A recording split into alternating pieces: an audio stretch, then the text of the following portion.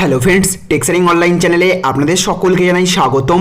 ইতিমধ্যেই কেন্দ্রের নরেন্দ্র মোদী সরকার এবং রাজ্যের মমতা সরকারের তরফ থেকে বেরিয়ে এসেছে কয়েকটি গুরুত্বপূর্ণ আপডেট। আপনি একজন ভারতবাসীর সাথে সাথে পশ্চিমবঙ্গবাসী হয়ে থাকলে অতি অবশ্যই এই গুরুত্বপূর্ণ আপডেটগুলি প্রথম থেকে শেষ পর্যন্ত মনোযোগ সহকারে দেখতে থাকুন। এই সমস্ত আপডেটগুলি জানানোর পূর্বে আপনার কাছে করব একটা ছোট্ট অনুরোধ। আপনি যদি আমাদের চ্যানেলে নতুন হয়ে থাকেন অথবা আমাদের চ্যানেলের ভিডিও এই প্রথম দেখে থাকলে অবশ্যই আমাদের চ্যানেলটিকে সাবস্ক্রাইব করে রাখবেন এবং পাশের বেল আইকনটিকেও বাজিয়ে রাখবেন এই রকমই গুরুত্বপূর্ণ আপডেটগুলি আপনার ফোনে প্রতিদিন পাওয়ার জন্য। আর ভিডিওটি ভালো লাগলে অবশ্যই একটা লাইক করবেন এবং জনস্বার্থে বেশি বেশি পরিমাণে শেয়ার করবেন। তো ফ্রেন্ডস, আজকের প্রথম খবরেই বলা হচ্ছে 40 দিনের জন্য চালু হলো উৎসব স্পেশাল ট্রেন। দেখে নিন পুরো ট্রেনের তালিকা। তো যতই করোনা থাকুক না কেন, উৎসবের মরশুমে স্পেশাল কিছু না করলে হয়। এবার তাই করেছে ভারতীয় রেল। মঙ্গলবার থেকেই অতিরিক্ত ভাড়া নিয়ে 392টি স্পেশাল ট্রেন চালানোর সিদ্ধান্ত নিয়েছে তারা, যা চলবে আগামী 30শে নভেম্বর পর্যন্ত। এই ট্রেনে করে আপনারা কোথাও ঘুরতে যেতে পারেন কিংবা বাড়িও যেতে পারেন।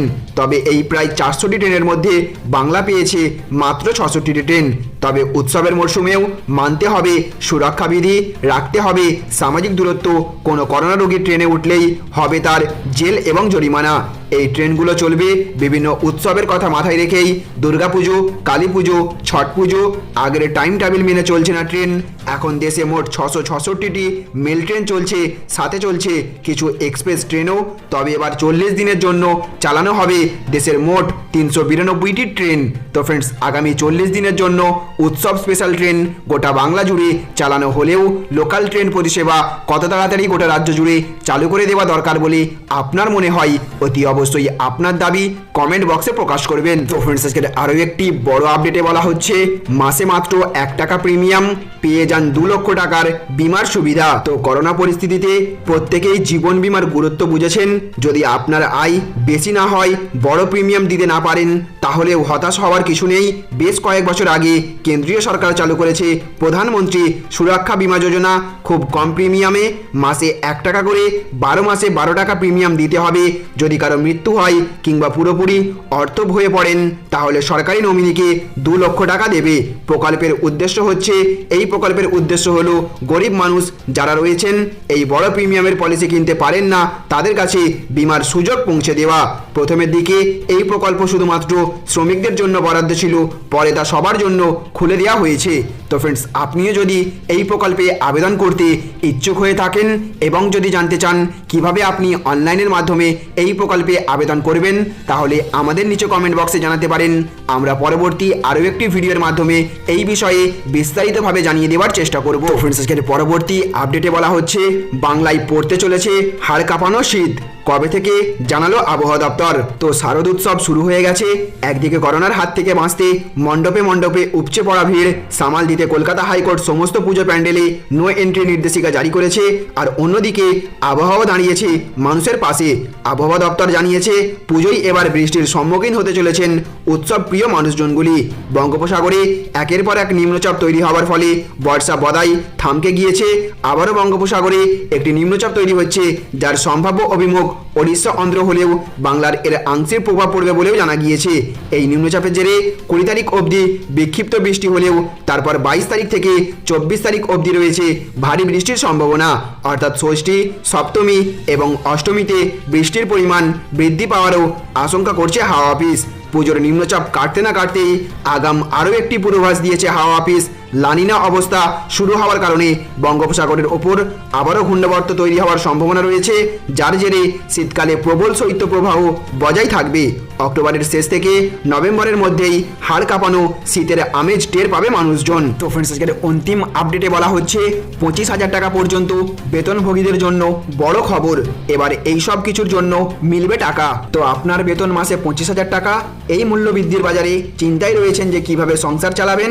আর চিন্তার কোনো কারণ নেই, কারণ মাত্র 25 টাকায় সরকার পড়াশোনা, বিয়ে সহ 19 রকমের সুবিধা দিচ্ছে। এত কম বেতনের শ্রমিকদের সহায়তার জন্য সরকারের তরফে একাধিক পদক্ষেপ নেওয়া হচ্ছে, কিন্তু বেশিরভাগ এই বিষয়ে না জানার কারণে তারা লাভ ওঠাতে পারছেন না। একাধিক রাজ্যে এই ধরনের সুবিধা রয়েছে, হরিয়ানাতেও এরকম একটি যোজনা রয়েছে। এই যোজনায় প্রত্যেক মাসে সর্বোচ্চ 75 টাকা সরকারের ওয়েলফেয়ার ফান্ডে জমা করতে হয়। এখানে 25 টাকা ওয়ার্কারের বেতন থেকে কাটা হয় এবং 50 টাকা সংস্থার থেকে। প্রত্যেক কারখানার গেটে এই সংক্রান্ত বোর্ড লাগানো বাধ্যতামূলক। এই স্কিম আপনার জন্য বেশ লাভজনক প্রমাণিত হতে পারে। কোনো মহিলা শ্রমিক বিয়ে করলে এই যোজনায় তাকে 51,000 টাকা দিয়ে সাহায্য করা হবে। শ্রমিকের মেয়ে থাকলে তাহলেও বিয়ের জন্য 51,000 টাকা করে দেওয়া হবে। এই টাকা বিয়ের ঠিক 3 দিন এই যোজনায় প্রত্যেক মাসে সর্বোচ্চ 75 টাকা সরকারের ওয়েলফেয়ার ফান্ডে জমা করতে হয়। আগে দেওয়া হবে কোনো শ্রমিকের ছেলে মেয়ে প্রথম থেকে দ্বাদশ শ্রেণী পর্যন্ত পড়াশোনা করে তাহলে তার স্কুল ড্রেস, বই খাতা কেনার জন্য সংস্থার তরফে প্রত্যেক বছর 3,000 টাকা থেকে 4,000 টাকা আর্থিক সাহায্য করা হয়। এই সুবিধা 2 ছেলে এবং 3 মেয়েরা পেয়ে যাবেন। ছাত্রবৃত্তির পাশাপাশি নবম থেকে অন্য শ্রেণীতে পড়ার জন্য 5,000 টাকা থেকে 16,000 টাকা পর্যন্ত পাওয়া যাবে। স্পোর্টসের জন্য শ্রমিকদের ছেলে মেয়েদের প্রতিযোগিতা অনুযায়ী 2,000 টাকা থেকে 31,000 টাকা পর্যন্ত দেওয়া হবে। মহিলা শ্রমিক বা শ্রমিকদের স্ত্রীদের ডেলিভারির জন্য 10,000 টাকা সাহায্য করা হয়। 2টি সন্তানের জন্য এই সুবিধা দেওয়া হয়। চশমার জন্য 1,500 টাকার সাহায্য করা হয়। কাজের সময় দুর্ঘটনা ঘটে গেলে, প্রতিবন্ধী হয়ে গেলে 1.5 লক্ষ টাকা পর্যন্ত সাহায্য পাওয়া যায়। ডেন্টাল কেয়ারের জন্য 4 থেকে 10,000 টাকা সাহায্য পাওয়া যায়। শ্রমিকদের বিশেষভাবে সক্ষম সন্তানদের জন্য 20,000 টাকা থেকে 30,000 টাকার সাহায্য পাওয়া যায়। মাসে 18,000 টাকা পর্যন্ত যে শ্রমিকরা বেতন পান তাদের প্রত্যেক 5 বছরে সাইকেল কেনার জন্য 3,000 টাকা করে দেওয়া হয়, কিন্তু তার জন্য ন্যূনতম 2 বছর কাজ করতে হবে। মহিলা শ্রমিকদের সেলাই মেশিন কেনার জন্য প্রত্যেক 5 বছরে 3500 টাকা দেওয়া হয়।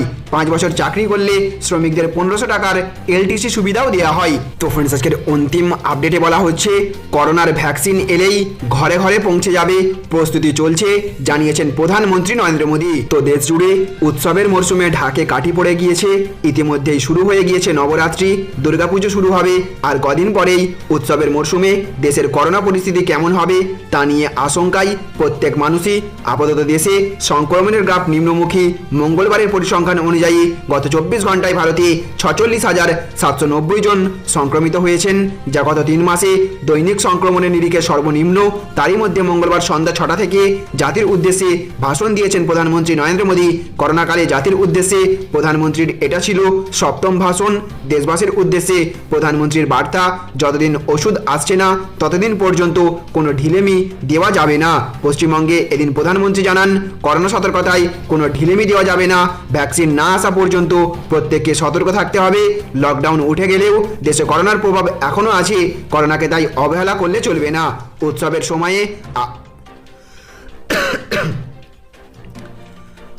উৎসবের সময়ে আরও সতর্ক থাকতে হবে।